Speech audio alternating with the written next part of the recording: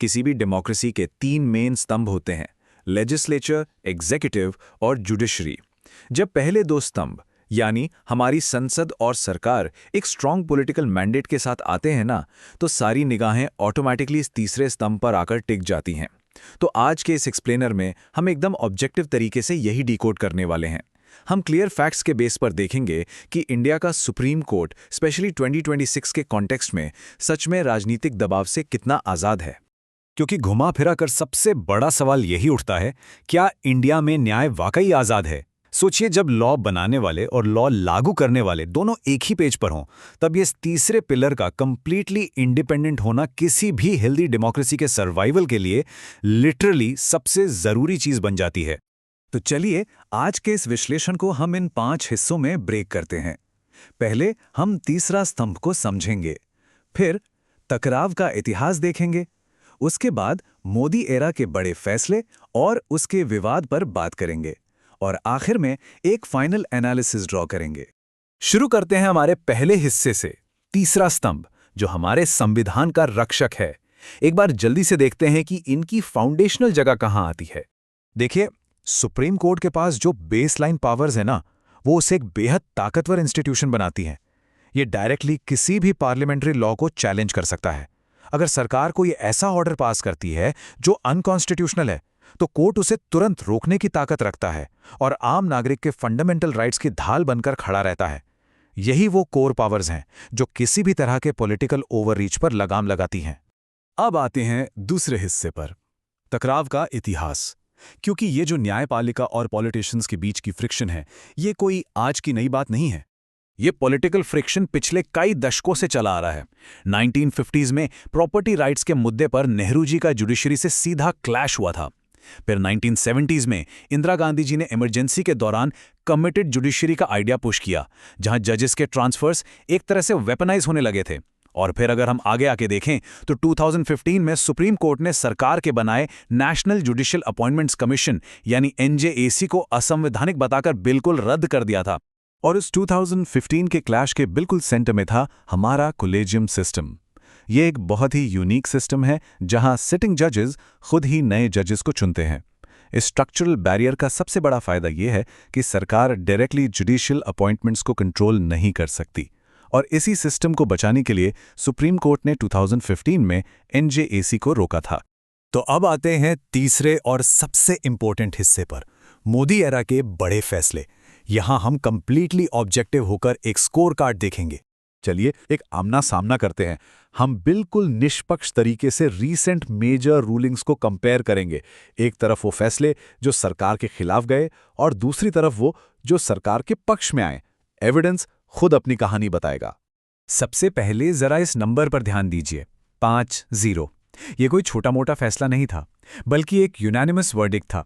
फरवरी 2024 में supreme court की bench ने एक साथ मिलकर इलेक्टोरल बॉन्ड्स को अनकॉन्स्टिट्यूशनल करार दे दिया। ट्रांसपेरेंसी की लड़ाई में ये एक बहुत बड़ा स्टेप था, जिसने सरकार के एक मेजर अनोनिमस फंडिंग सोर्स को रद्द कर दिया।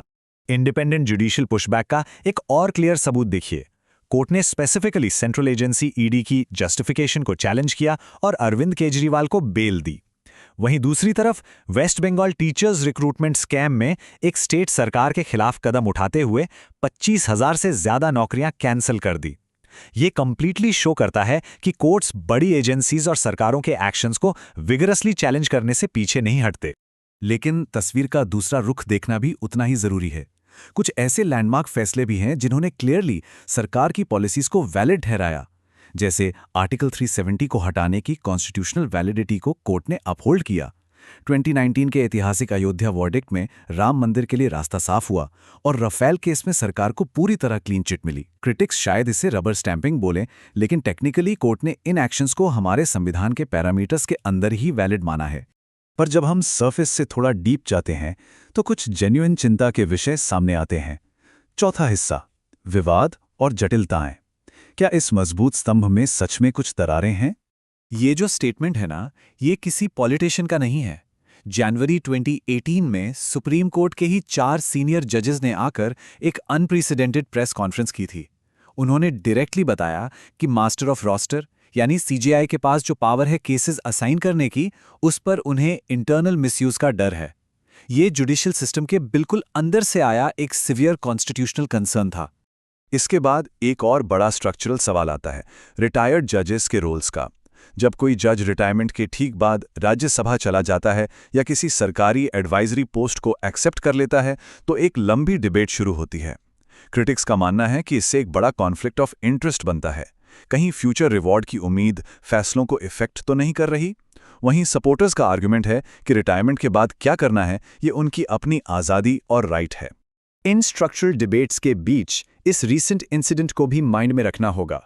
2024 में इलाहाबाद हाई कोर्ट के एक जज ने जब एक पब्लिक इवेंट में कुछ कम्युनली सेंसिटिव स्टेटमेंट्स दिए, तो सुप्रीम कोर्ट ने फौरन एक इन हाउस इंक्वायरी बिठा दी। ये क्लियरली दिखाता है कि पॉलिटिकल स्पीच पर रोक लगाने के लिए एक इंटरनल अकाउंटेबिलिटी सिस्टम तो है, पर ऐसी सिचुएशंस का अराइज होना अपने आप में एक कॉम्प्लेक्सिटी है। अब यहाँ जो सबसे इंटरेस्टिंग और थोड़ा कंसर्निंग पार्ट है, वो है हाई स्टेक्स केसेस का पेंडिंग स्टेटस। सीएए की वैलिडिटी पर रुका हुआ फैसला, इलेक्टोरल बॉन्ड्स के डिस्क्लोजर्स पर फॉलोअप और मणिपुर वायलेंस जैसे क्रूशल केसेस का लंबा खिंचना सिस्टम पर एक सवाल जरूर उठाता है। देखिए, देरी किसी भी डेमोक्रेसी में इनएडवर्टेंटली स्टेटस को ही फायदा पहुंचाती है। जब किसी बड़े डिसीजन में सालों लग जाते हैं, तो पावर्स दैट बी की पोजीशन ऑटोमेटिकली और स्ट्रांग हो जाती है। तो इन सारे फैक्ट्स, हिस्ट्री और कंट्रोवर्सीज को तौलने के बाद हम आखिर कहाँ खड़े हैं? आइए देखते हैं हमारा 5वां और आखिरी हिस्सा, आखिरी विश्लेषण। अगर हम एक ग्लोबल कॉन्टेक्स्ट देखें, तो इंडिया काफ़ी हटके है।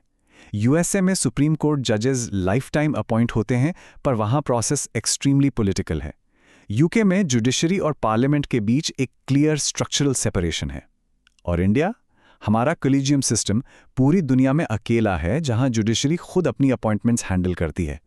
लेकिन पोस्ट रिटायरमेंट पोस्ट की उम्मीद और पेंडिंग केसेस की लिस्टिंग जैसे फैक्टर्स एक बहुत ही मिक्स्ड और यूनिक प्रेशर एनवायरनमेंट क्रिएट कर देते हैं। तो अगर हम एक फाइनल बैलेंस ड्रॉ करें, तो पिक्चर काफ़ी न्यूआंस्ड है। पहली बात, हमारा सिस्टम कंप्लीटली कॉम्प्रोमाइज्ड बिल्कुल नहीं है। इलेक्टोरल बॉन्ड्स का यूनानिमस डिसीजन इसका एक सॉलिड प्रूफ है। लेकिन क्या ये 100% प्रेशर फ्री है? शायद नहीं। पोस्ट रिटायरमेंट रोल्स और केस असाइनमेंट्स जैसे स्ट्रक्चरल लूपहोल्स आज भी एग्जिस्ट करते हैं। पर याद रखने वाली बात यह है कि जुडिशरी का पॉलिटिकल सिस्टम के साथ ये टकराव हर सरकार के दौरान रहा है, चाहे पावर में कोई भी हो। तो इस पूरे एक्सप्लेनर को रैप अप करते हुए एक आखिरी प्रोवोकेटिव सवाल हमें खुद से पूछना चाहिए, क्या हमें इस सिस्टम पर पूरी तरह ट्रस्ट है? क्योंकि सच्ची जुडिशियल आज़ादी सिर्फ संविधान के पन्नों पर लिखी होने से नहीं मिलती। वो मिलती है जब केस लिस्टिंग डेली बेसिस पर ट्रांसपेरेंट हो और पोस्ट रिटायरमेंट पॉलिसीज फेयर हों। फैक्ट्स आपके सामने हैं। अब आपको सोचना है कि हमारी डेमोक्रेसी के इस तीसरे स्तंभ की रियल स्ट्रेंथ आखिर कितनी मजबूत है।